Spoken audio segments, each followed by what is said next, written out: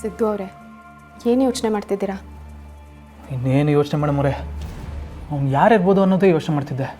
ಈಗ ಮನೆಗೆ ಬಂದಾಯ್ತಲ್ಲ, ಅದನ್ನೆಲ್ಲ ಯೋಚನೆ ಮಾಡೋದಕ್ಕೆ ಸಮಯ ಇದೆ. ಅಪ್ಪಿತಪ್ಪಿನೂ ಸಿಂಚನನ್ಗೇನು ಹೇಳೋಕ್ಕೆ ಹೋಗಬೇಡಿ. ವಾ, ನನಗೇನಿಗೆ ವಿಷಯ ಗೊತ್ತಿಲ್ವ ಮೇಡಮರೆ?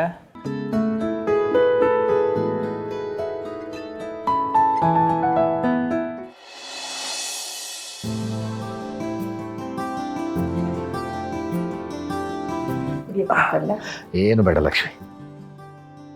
ಗ್ಯಾರೇಜಿಗೆ ಜಾಗ ನೋಡಕ್ಕೆ ಹೋಗ್ತೀನಿ ಅಂದಿದ್ರಲ್ಲ, ನೋಡ್ಕೊಂಬಂದ್ರ? ಇಲ್ಲ ಲಕ್ಷ್ಮಿ. ಯಾಕ್ರಿ, ನೀವು ಹೋಗಿದ್ದು ಗ್ಯಾರೇಜಿಗೆ ಜಾಗ ಹುಡುಕ್ತೀನಿ ಅಂತ ತಾನೇ?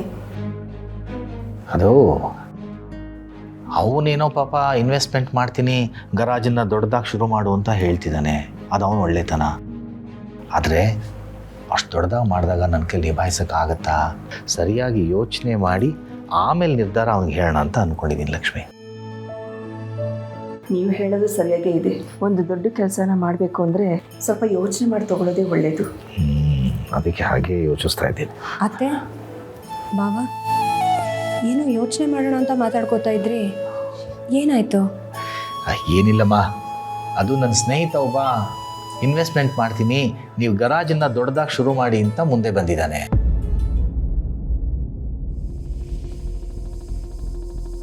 ಇನ್ನು ಮುಂದೆ ನೀನು ಆರಾಮಾಗಿರೋದಕ್ಕೆ ನಾನೊಂದು ದಾರಿ ಮಾಡೋಣ ಅಂತ ಡಿಸೈಡ್ ಮಾಡಿದ್ದೀನಿ. ನೀನು ಮೊದಲನಾಗೆ ಗ್ಯಾರೇಜ್ ಶುರು ಮಾಡು, 4 ಜನನ ಕೆಲಸಕ್ಕೆ ಇಟ್ಕೊಂಡು ಆರಾಮಾಗಿದ್ಬಿಡೋ.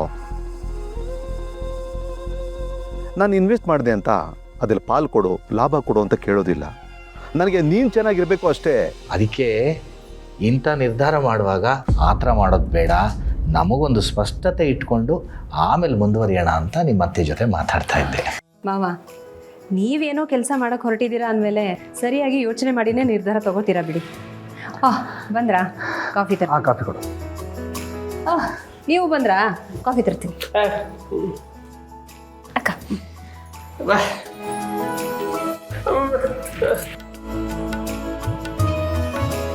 ಏನೋ ಹೊಸದಾಗಿ ಡ್ರಾಮಾ ಮಾಡ್ತಿದ್ದಾನೆ ಅಂತ ಅನ್ನಿಸ್ತಾ ಇದೆ.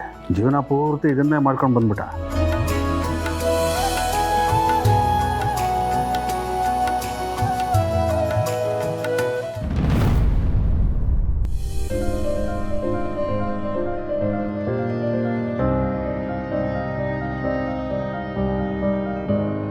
ಏನಪ್ಪ ಇದು?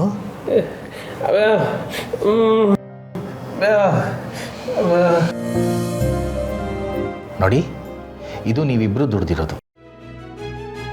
ಇದು ನಿಮ್ಮ ಹತ್ರನೇ ಇರಬೇಕು, ನಮಗಲ್ಲ.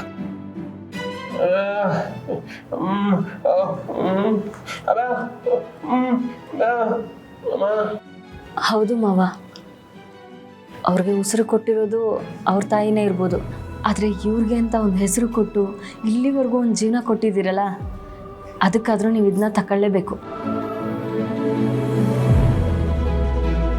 ಮಾವ, ಅತ್ತೆ, ಪಾಪ ಇವರಿಬ್ಬರು ಇಷ್ಟು ಕೇಳ್ಕೊತಾ ಇದ್ದಾರೆ, ತಗೊಳ್ಳಿ ಅಲ್ಲ.